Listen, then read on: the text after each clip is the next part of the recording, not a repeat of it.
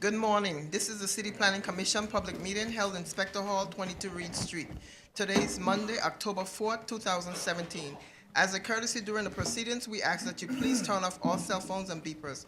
All speakers should fill out a speaker's card excuse me, at the desk outside of Spector Hall. In addition, we ask that those providing testimony please identify yourself, limit your remarks to 3 minutes, and speak clearly into the microphone. I will now call the roll. Chair Lago. Here. Vice Chairman Knuckles. Here. Commissioner Besser. Here. Commissioner Cerullo. Here. Commissioner De La Hoz. Here. Commissioner Dweck. Commissioner Eady. Here. Commissioner Efron. Here. Commissioner Knight. Commissioner Levin. Commissioner Marin. Here. Commissioner Ortiz. A quorum is present.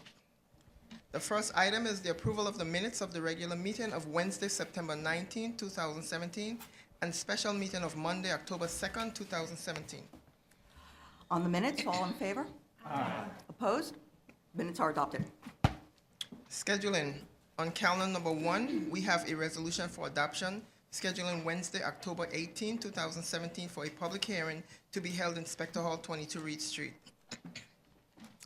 On the resolution, all in favor? Aye. Opposed? Resolution is adopted. The next part of the calendar report section on page 8. Borough of the Bronx, calendar numbers 2 and 3.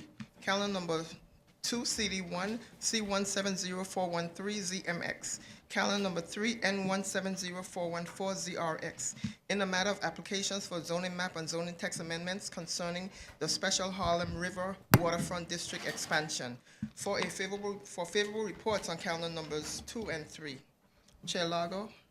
I'd just like to note that this is an example of the type of mid and longer range planning that the commission engages in. The original waterfront district was adopted in 2009, and then taking the lessons that, well, I actually should compliment the commission back then, realizing that this was an area of the city that with investment would be able to be an area that could be put back into productive use and provide the amenity of a waterfront. With the lessons of Sandy, we went back and revisited the area, taking the lessons that we had learned about resiliency. During the public hearing, we also heard about some landowners who had already received their approvals under the prior public access, waterfront access plan, and we were able to work with them to assure that we would achieve the public access, the connections to the upland that we wanted without requiring them to, again, go through another approval process. So I just want to thank the Department of City Planning team that worked on it, and again, to compliment the commission on as far back as 2009 to recognize the special nature. And with that, I vote yes. Vice Chairman Knuckles? Yes. Commissioner Besser? Yes. Commissioner Cerullo? Yes. Commissioner De La Hoz? Yes. Commissioner Eady? Yes. Commissioner Efron? Yes. Commissioner Knight? Commissioner Levin? Commissioner Marin? Commissioner Ortiz. Favorable reports have been adopted on calendar numbers 2 and 3. Borough of Brooklyn, calendar numbers 4 and 5. Calendar number 4, CD3, C170025ZMK. Calendar number 5, N170026ZRK. In the matter of applications for zoning map and zoning text amendments concerning 723-733 Myrtle Avenue rezoning. For favorable reports on calendar numbers 4 and 5. Chair Lago. Yes. Vice Chairman Knuckles. Yes. Commissioner Besser. Yes. Commissioner Cerullo. Yes. Commissioner De La Hoz. Yes. Commissioner Eady. Yes. Commissioner Efron. Yes. Commissioner Knight. Commissioner Levin. Commissioner Marin. Commissioner Ortiz. Favorable reports have been adopted on calendar numbers 4 and 5.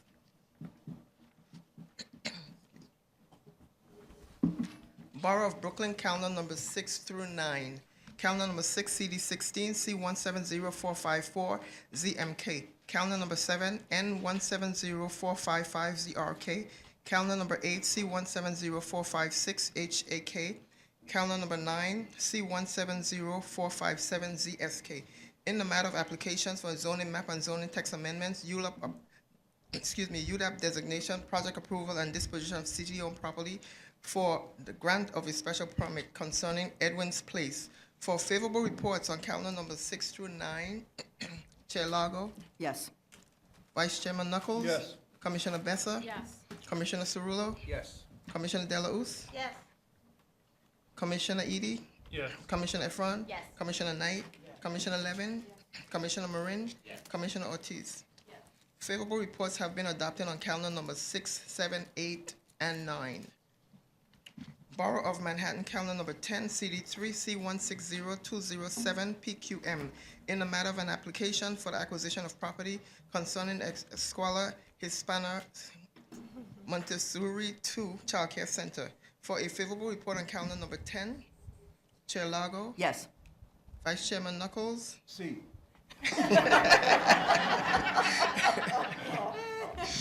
Commissioner Bessa, Yes. Commissioner Cerullo, Yes. Commissioner De La Uz, Claro que sí. Commissioner Edie, Yes. Commissioner Efron, Yes. Commissioner Knight, Commissioner Levin, Commissioner Marin, Commissioner Ortiz. A favorable report has been adopted on calendar number 10. Borough of Manhattan, calendar number 11, CD8, C170452, ZSM, in the matter of an application for the grant of a special permit concerning 19 East 72nd Street. For a favorable report on calendar number 11, Chair Lago, Yes. Vice Chairman Knuckles, Yes. Commissioner Bessa, Yes. Commissioner Cerullo, Yes. Commissioner De La Uz, Yes. Commissioner Edie, Yes. Commissioner Efron, Recognizing that this is a wide street, the small signage, and the lack of a canopy, I vote yes. Commissioner Knight, Commissioner Levin, Commissioner Marin, Commissioner Ortiz. A favorable report has been adopted on calendar number 11. Borough of Manhattan, calendar numbers 12 and 13, calendar number 12, CD5, C170249, ZSM, calendar number 13, N170250, ZCM, in the matter of applications for the grant of special permit and for the grant of a certification concerning 220 Central Park South parking. For favorable reports on calendar numbers 12 and 13, Chair Lago, Yes. Vice Chairman Knuckles, Yes. Commissioner Bessa, Yes. Commissioner De La Uz, Yes. Commissioner, sorry, Commissioner Cerullo. Okay, recuse, okay. Commissioner Edie, Yes. Commissioner Efron. Yes. Commissioner Knight, Commissioner Levin, Commissioner Marin, Commissioner Ortiz. Favorable reports have been adopted on calendar numbers 12 and 13. Borough of Manhattan, calendar number 14, CD2, C170464, ZSM, in the matter of an application for the grant of a special permit concerning 449 Broadway. For a favorable report on calendar number 14, Chair Lago, Yes. Vice Chairman Knuckles, Yes. Commissioner Bessa, Yes. Commissioner Cerullo, Yes. Commissioner De La Uz, Yes. Commissioner Edie, Yes. Commissioner Efron, Yes. Commissioner Knight, Commissioner Levin, Commissioner Marin, Commissioner Ortiz. A favorable report has been adopted on calendar number 14. Borough of Staten Island, calendar number 15, CD3, N160399, RCR, in the matter of an application for the grant of a certification concerning 15 Tanglewood Drive. For adoption on calendar number 15, Chair Lago, Yes. Vice Chairman Knuckles, Yes. Commissioner Bessa, Yes. Commissioner Cerullo, Yes. Commissioner De La Uz, Yes. Commissioner Edie, Yes. Commissioner Efron, Yes. Commissioner Knight, Commissioner Levin, Commissioner Marin, Commissioner Ortiz. Calendar number 15 has been adopted. Borough of Staten Island, calendar number 16 concerning 28, 30, 32, and 34 Bamberger Lane. This item has been laid over. Borough of Staten Island, calendar number 17, CD3, N170426, RCR, in the matter of an application for the grant of a certification concerning Detroit Avenue for adoption on calendar number 17. Chair Lago, Yes. Vice Chairman Knuckles, Yes. Commissioner Bessa, Yes. Commissioner Cerullo, Yes. Commissioner De La Uz, Yes. Commissioner Edie, Yes. Commissioner Efron, Yes. Commissioner Knight, Commissioner Levin, Commissioner Marin, Commissioner Ortiz. Calendar number 17 has been adopted. Borough of Staten Island, calendar number 18 concerning 131 Rathbone Avenue. This item has been laid over.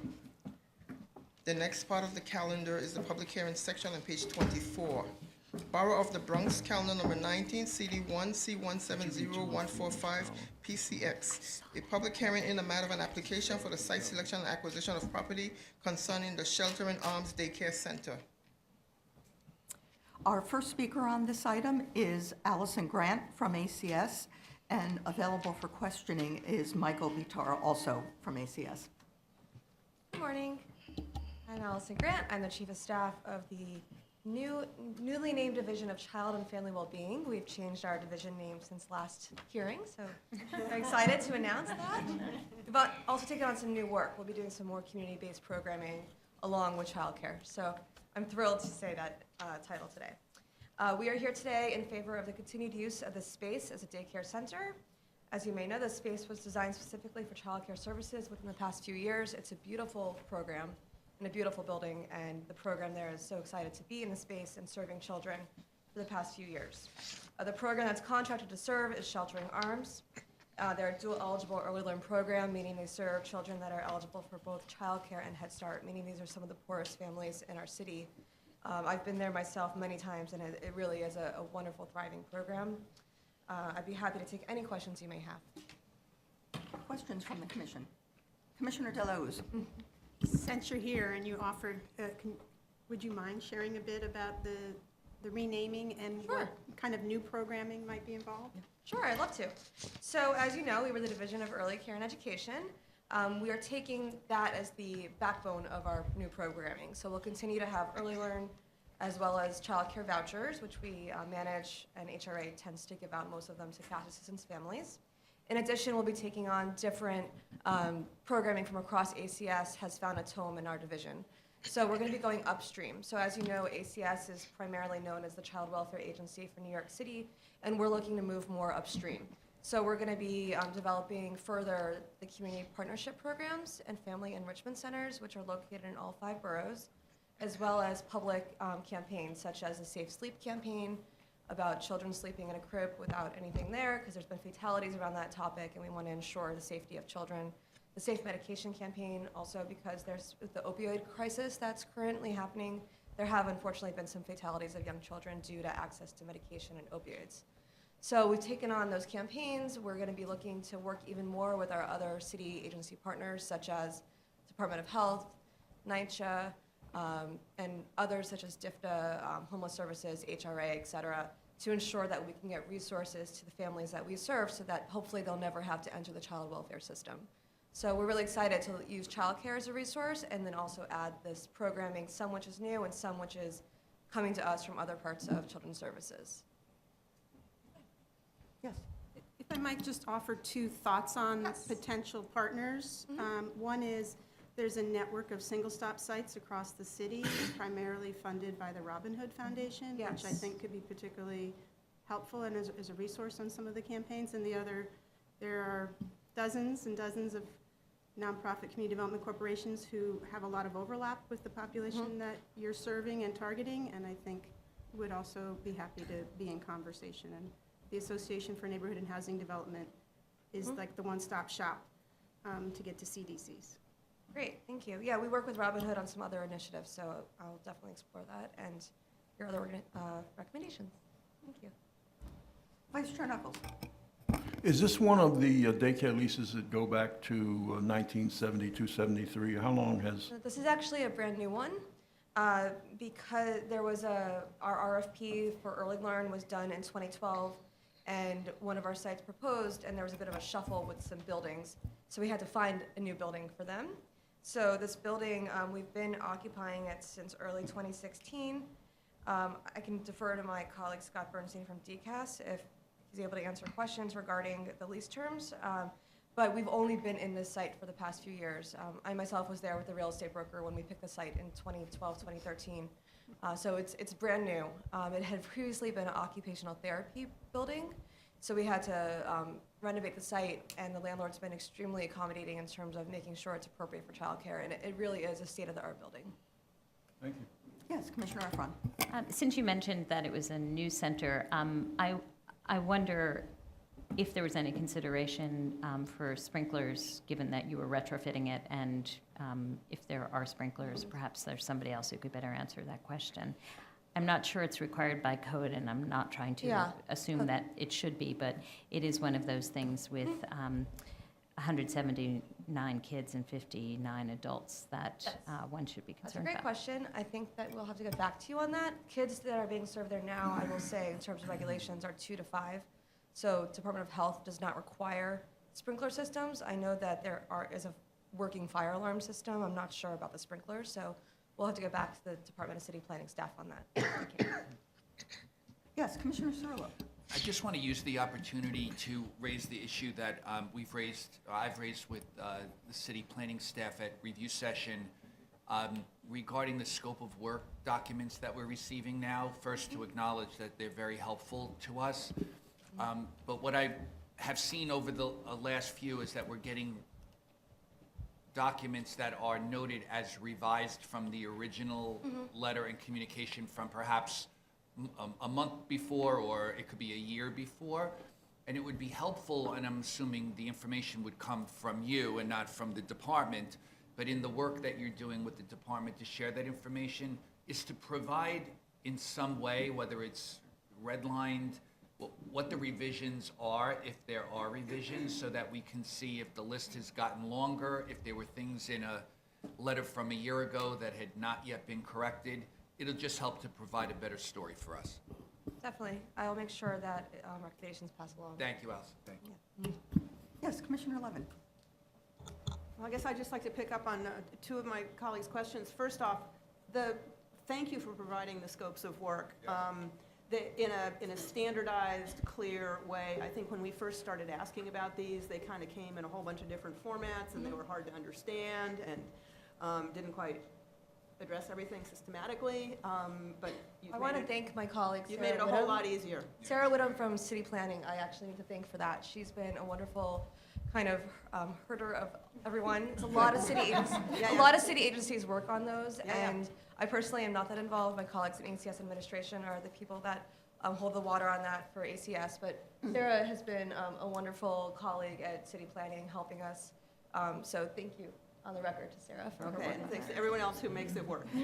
It avoids a lot of difficult, Good, I'm and happy to probably hear that. rabbit hole type questions that Good. we might otherwise ask. I'm glad. But you mentioned that this had been a new opportunity to build space for a new program, and that it is state of the art.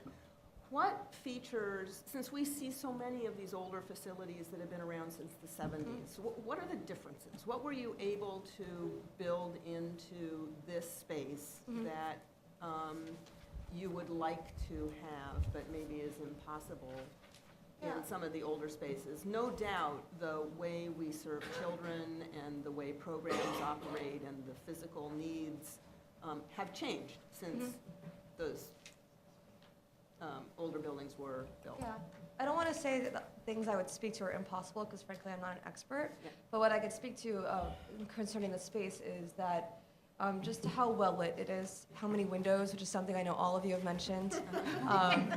It really is. As you can see in some of these pictures, every single classroom has a full wall of windows. It's very bright, very welcoming. The hallways are nice and wide. There's an elevator system at 2 sides of the building. And then we also, which is not always possible, so I guess I would say impossible, is there's a beautiful auditorium space, which is very, very large. And we've even held events there for City Hall. Large community events happen there on a regular basis, with community partners and advocates. And that's such a great benefit to have an inside space along with a playground where children can really use the space. Most of our spaces have some kind of multi-purpose room, but nothing that's quite that large. So to me, it's really about how open and inviting, and the windows and the elevators, those things are really just great. I'm sure there are other state-of-the-art things in terms of the building itself, which I am not an expert on, but in terms of how it feels, that is the feeling that we want. Bright colors, bright, airy spaces, that's what we really want for families. We don't want, just because they're low income, they shouldn't have a space that's inferior. It's always what we aim for, so good, thank you. Yes, Commissioner Ortiz. Hi, good morning. Since you mentioned the windows, I'm curious. We've seen on, other centers, the really tightly graded windows, which presumably are there for security, but Yeah. don't let in a lot of light, and really do make the space feel I don't know, what's the word? Institutional. Institutional, that's better than the word I was gonna say. Dim. You know, is there any reason for that? Well, Are most there other alternatives that would allow us to create healthier spaces for kids? Yeah, most of those spaces were built in the early 70s, and that was the style and goal of the time. I joined ACS in 2012, so obviously I was not working in this field at the time, so to say the least. My understanding is that it was the neighborhoods at the time were less safe, and that was kind of the institutional look that was being used in these neighborhoods and for those kind of institutions. So that's why they were built that way. Most of the buildings in our portfolio were built in the early 70s. So that's the answer that I've been given in terms of historical perspective of why. In terms of changing things, I know it's quite expensive and quite a big undertaking, and the goal always is to not have children out of the classroom, which might be the case if they had to modify the buildings. But I know that we're working, we've heard from other commissioners, we've been partnering with places like Pratt and other organizations to try to beautify the buildings, make it more feel like somewhere you want to go. Most of our programs do have high enrollment, so I will say that even though we agree that it's something that we wish we could change, I know we're changing it where possible, and in other places it might not be possible, but we continue to work on it as each scope of work comes up. It would be interesting to understand, you know, truly, I mean, I take you at face value, but, you know, how that might happen, you know, what are some of the general costs associated with it, what alternatives might there be, you know, and know that the issue has been investigated and we can have a clear understanding. As I understand, you're going to be coming before us to talk about design at some point, is that correct? What we are going to do at one of our November meetings is to have City Planning's urban design team, which has been working with ACS and with DCAS, come and show us a menu of options for enhancing the feel of the buildings. It is being done with an eye towards cost. We're not looking for tear downs and rebuilds, and a recognition of the fact that this will be a menu of options, and on a case-by-case basis, ACS and DCAS will determine which of the enhancements are possible. I would anticipate, being realistic, that the projects that are in the pipeline that already have a negotiated scope of work, we're going to see a lag on those. But certainly the leadership of ACS, the leadership of DCAS have been welcoming of the work that we're doing. I would say that the outreach to the Pratt Center is in the same vein. It is a challenge in that in some of the neighborhoods, we are confronting the reality that the owners may see a more profitable use of these buildings that are providing such a needed facility. And so it's an area where we're proceeding with extreme caution, understanding the primary mission is looking out for the kids.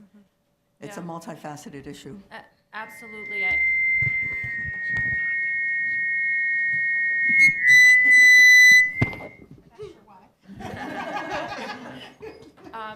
I would just, as you look at your menu of options, presumably this would be on that list, just so that we can understand what are the trade-offs.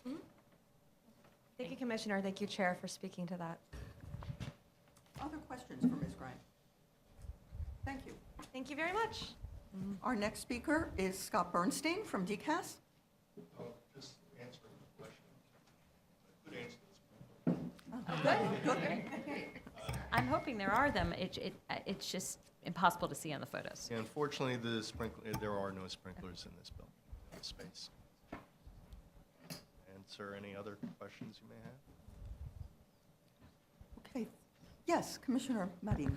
So what does trigger the requirement for sprinklers in a space that children are in? I mean, we heard something about 2 to 5, the age bracket of 2 to 5. So if that bracket doesn't trigger sprinklers, what does? Well, I'm not a building code expert. I mean, I Okay. know in commercial buildings, there's height, there's a number of things. I'm not so familiar with the daycare. I rely on a team of architects to tell me that. But I'm not really sure about what triggers it. If you could follow up with commission staff so that we can clarify it for the commission, that would be helpful. Very well. Thank you. Oh, any other questions? Thank you. Those are the only speakers who have signed up, but if there is anyone in the audience who feels moved, please come to the podium.